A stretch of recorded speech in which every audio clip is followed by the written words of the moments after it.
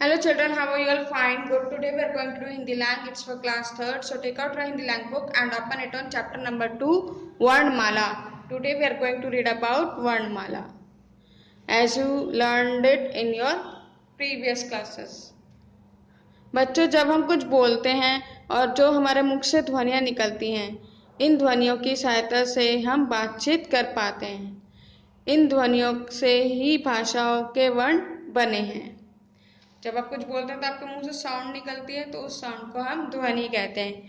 इन्हीं की हेल्प से हम बातचीत करना सीखते हैं।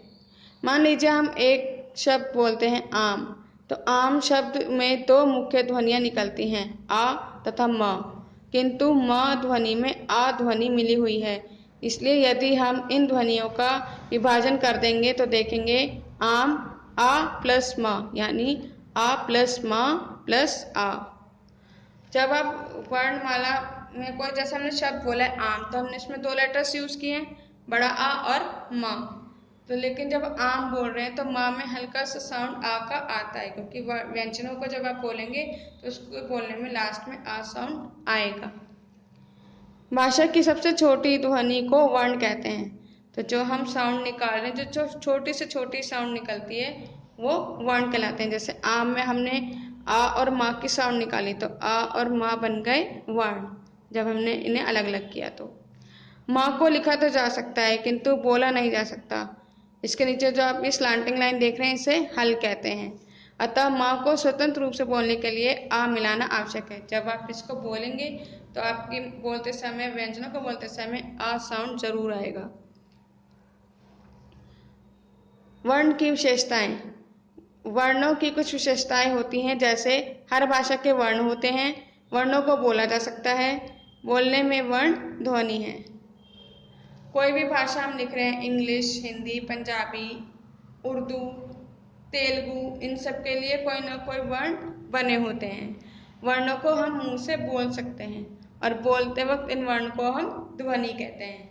हर ध्वनि के लिए अलग वर्ण होता है। वर्णों को लिखा जा सकता है, लिखते समय वर्ण ध्वनि चिन्ह हैं।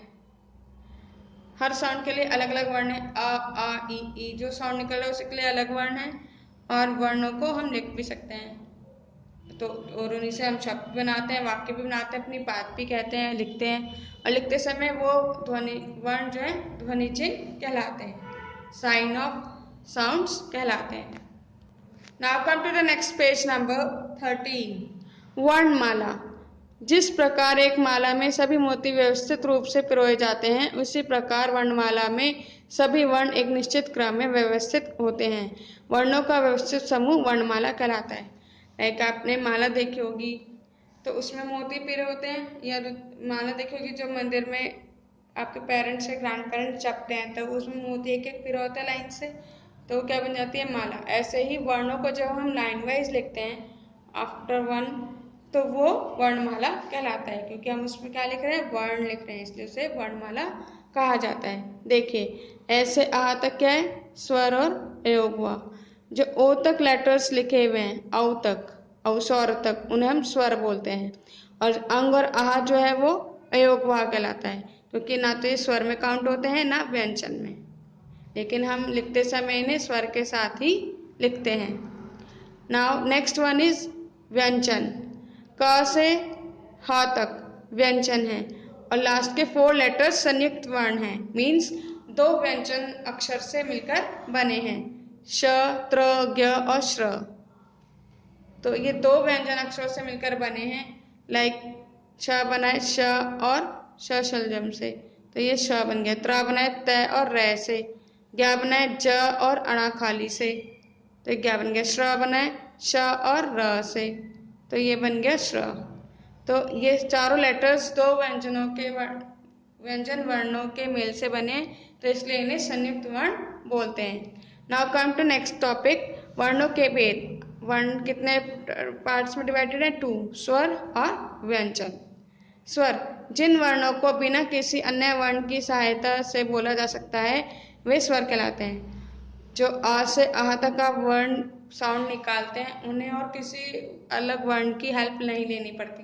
जैसे व्यंजनों में आप कोई भी व्यंजन बोलेंगे तो इसमें अ की साउंड आएगी, लेकिन स्वर में ऐसा कुछ नहीं है।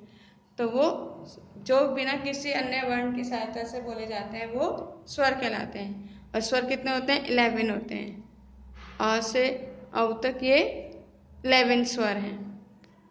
Now come to the next page number 14। Let's do the exercise. चित्र देखिए जिनके नाम स्वर से प्रारंभ होते हैं उन पर टिक लगाइए। सी फर्स्ट पिक्चर ये क्या है? झंडा। झंडा किस वर्ण से आता है? झ। और झ क्या है? व्यंजन। तो आप इस पर टिक नहीं लगाएंगे। ये क्या है? लालटेन। ल। ला क्या है? व्यंजन। अब ये क्या है? ओस की बूंदें गिर रही हैं, तो ये क्या है? ओ। ओस। तो ओ क्या है? स्वर, तो आप इस पर टिक लगाएंगे। नेक्स्ट पिक्चर क्या है? आम। तो ये स्वर हो गया, तो आप इसमें टिक लगाएंगे। Like this you have to complete this question. Now come to next one. जिन वर्ण शब्दों का वर्ण विभाजन पूर्णतः ठीक है उन पर राइट लगाइए, बाकी पर रॉन्ग लगाइए। अब आपको यहाँ कुछ शब्द दिए गए हैं, उनका हमने वर्ण विच्छेद किया है, यानी अलग अलग लेटर्स में वर्णों में डिवाइड कर दिया है वो स्पेलिंग। तो जो बिल्कुल करेक्ट लिखे है आप उस पर टिक लगाएंगे और जो रॉन्ग है उस पर रॉन्ग। सो देखिए आपका वर्ड है भोजन। भय, भय पे ओ की मात्रा, जैन है भोजन। तो भ ओ, ज अ न। अब देखिए व्यंजन बोलते समय उसमें आ की आवाज आ रही है, तो भ में ओ की मात्रा, इसलिए हमने आ नहीं लिखा की मात्रा लगी हुई है। ज के साथ आ लगाया क्योंकि ज के मात्रा नहीं लगी है। और ना के साथ हमने आ नहीं लगाया है। जैसे जय के साथ ए है, न के साथ नहीं है क्योंकि न में मात्रा नहीं लगी है। तो ये रॉन्ग हो गया, तो आप इसमें रॉन्ग पुट करेंगे। गुलाब, गे ऊ। अब यहाँ पर ऊ की मात्रा भी लग रही है और ऊ भी लिखा गया है। ला, मात्रा और व्यंजन एक साथ लिखे गए हैं। ब और ना लिखा गया है, तो इसमें ऐसा तो कुछ साउंड नहीं आ रहा है। और मात्राओं का जो विच्छेद दिखाया गया है वो भी रॉन्ग दिखाया गया है, तो ये रॉन्ग है, तो आप इसमें रॉन्ग लगाएंगे।